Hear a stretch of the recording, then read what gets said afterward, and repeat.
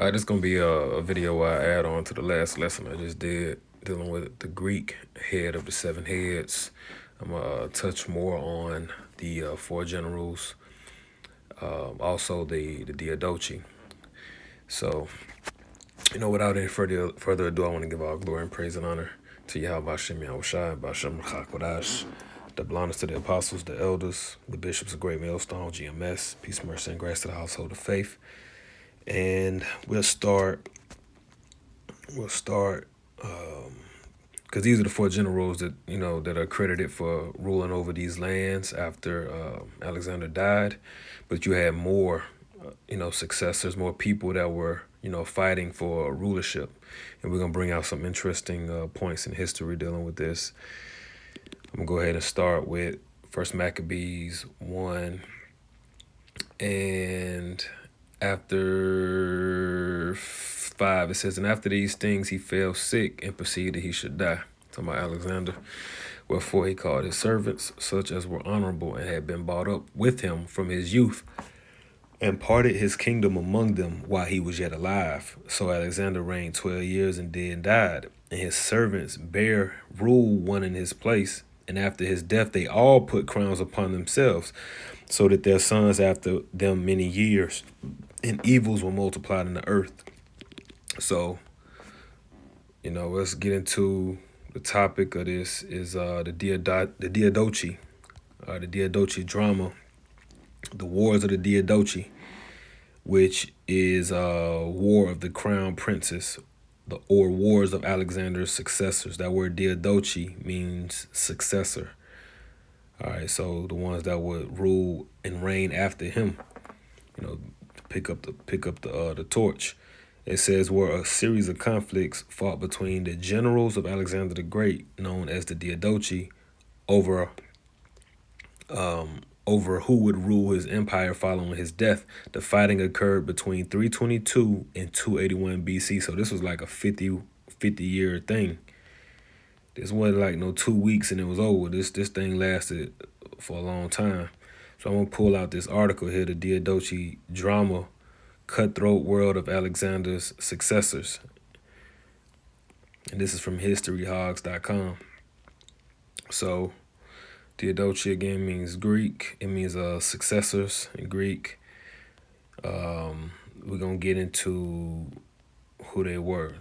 Interesting surrounding his death. It says Alexander the Great died on June 11th, 323 BC in Babylon, a significant center of Mesopotamia in present-day Iraq. He was only, I didn't know that, he died in Iraq, in Babylon. He was only 32 years old at the time of his death. The cause of his death is still debated among historians. Some accounts suggest that he died of natural causes. Excuse me, that's why I don't like doing videos in the evening. I always be yawning. It says, even though I took a nap, it says, while others suggested he was poisoned. One popular theory is that he contracted malaria, which weakened his already exhausted body, leading to his death. That man was young too, 32. Regardless of the cause of his death, it is clear that Alexander's passing was unexpected and sent shockwaves throughout the ancient world. As a military conqueror and visionary leader, he had forged a vast empire stretching from Greece to India. His death left a power vacuum that would ultimately lead to the rise of the Diodochi. So check this out. It says Alexander's famous last words on his deathbed were, "To the strongest," when asked who should succeed him as the leader of his empire. So he said, hey, to the strongest, that's who's going to get it.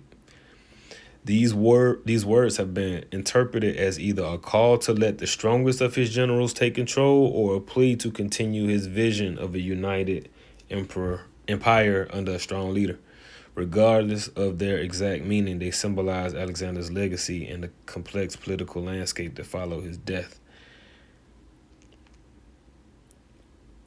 Okay, Alexander Empire at the time of his death, so that's how much land he had. He had the whole Mesopotamia, going down through the Holy Land, Egypt, India, Iran up in there. And at the time of his death, he had the largest in the world. From Greece to India, it had only taken him 12 years to conquer these territories. Yeah, and that's in the Bible. See, the Bible validates that. It says, First Maccabees 1:7. So Alexander reigned 12 years. 12 years. So he conquered all this shit at what, 20 years old. So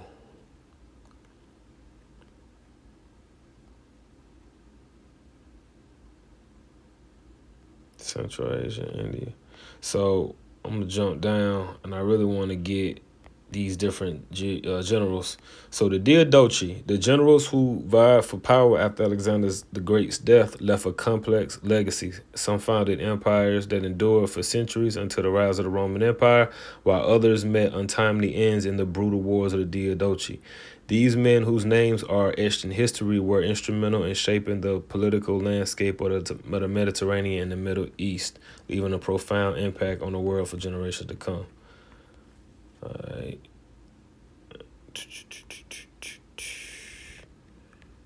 All right, cool. So you got Perdiccas from 355 to 320 BC. Perdiccas was the dominant force among Alexander's successors right after his death.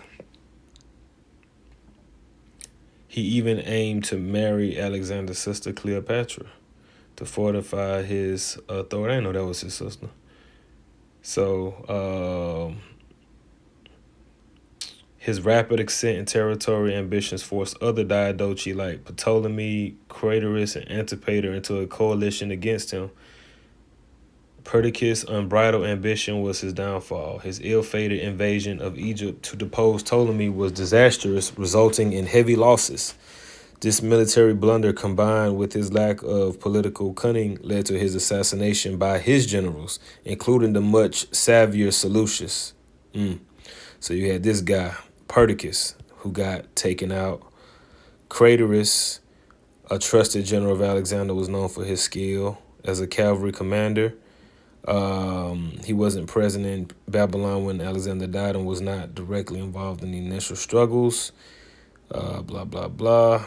He fell in battle against one of Perdiccas' generals. So he died in the Diodochi Wars. So he didn't make it. Then you had Antipater, who was critical in securing Alexander the Great's succession after his father's death, King Philip II. He was entrusted with ruling Greece in Alexander's name, while the young conqueror marched east to build his empire. So he was holding the spot down while Alexander was gone. Despite his early success, Antipater eventually fell out with Alexander and his mother Olympias.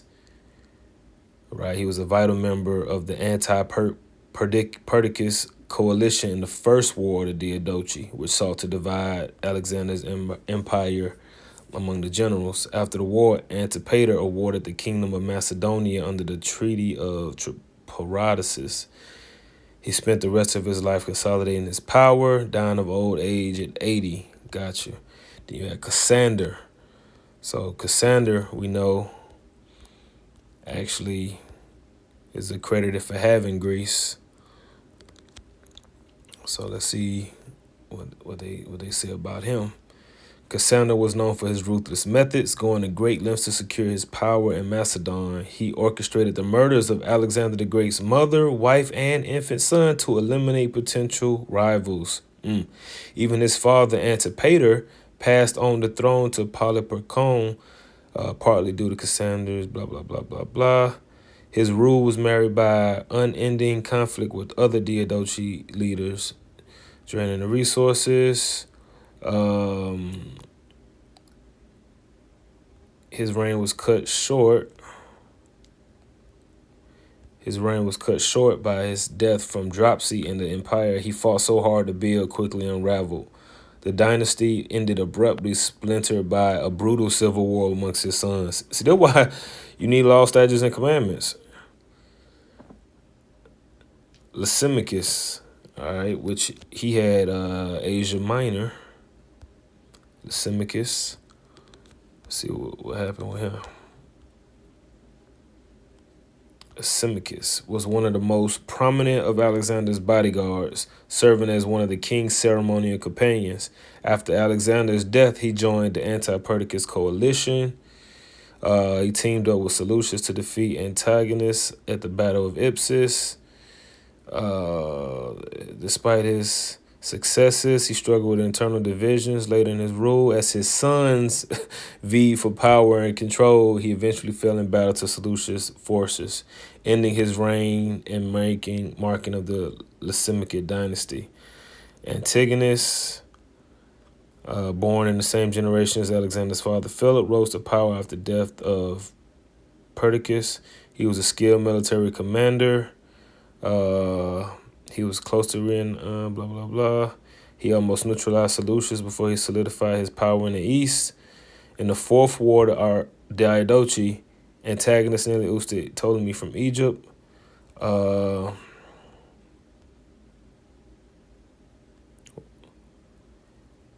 What else? Man, he founded the Antigonid dynasty, which maintained control over Macedon and parts of Greece for over 2 centuries. But how did he pass, though? You had Ptolemy Soter, who had Egypt, the south. I keep clicking out.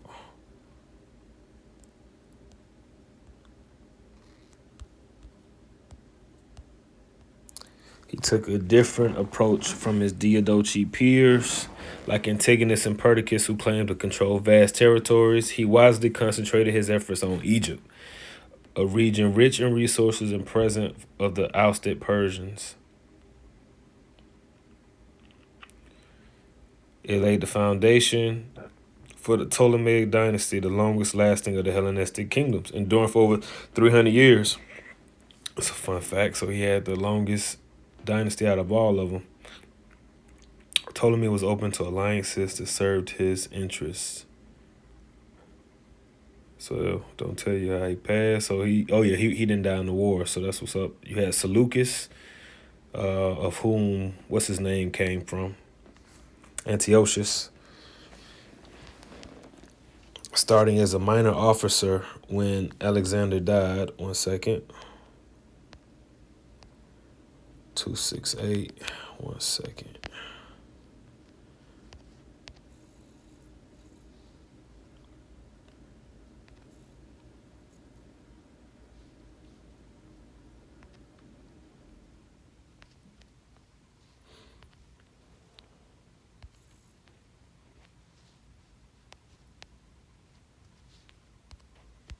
Dot 268.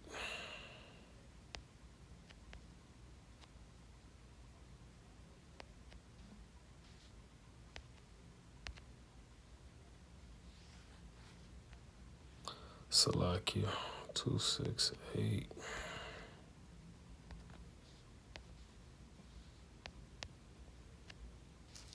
Okay. All right, Salakia, man, I had to do that. So you had Seleucid, the largest among Alexander's successor states, span from modern day Turkey to Pakistan and endured for over 2 centuries. So from Turkey to Pakistan, that was a Seleucid empire. Yep. Okay. So and that's the last one. So again,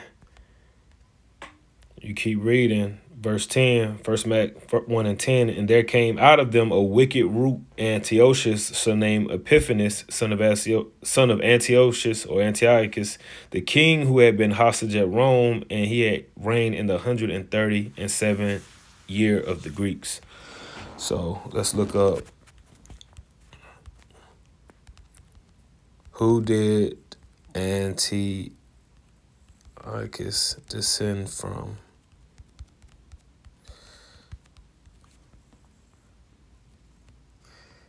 Okay, he was king of the Seleucid Empire. The Bible's most notoriously forgotten villain. He was a Seleucid king of the Seleucid Empire.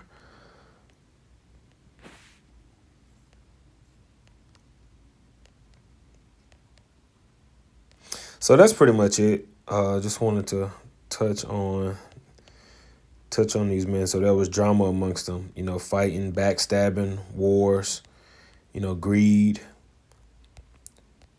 They all wanted more, but it seems from what we read, Ptolemy was the most content with, he was just cool with having Egypt. From what it sounded like, and he had the longest reign, and Seleucus had the most land, and they reigned a long time too. So, I just wanted to bring that out. That's the Diodochi. That's pretty much it. All right, Lord willing, I was edifying. Salakia for the intermission. I had to check that, and because I don't have the cap cut no more, I can't really edit the videos like I used to, and just take them out. So now I have to just record them and let them play on through. So so forgive me for that. All right, on to the next one. Shalom.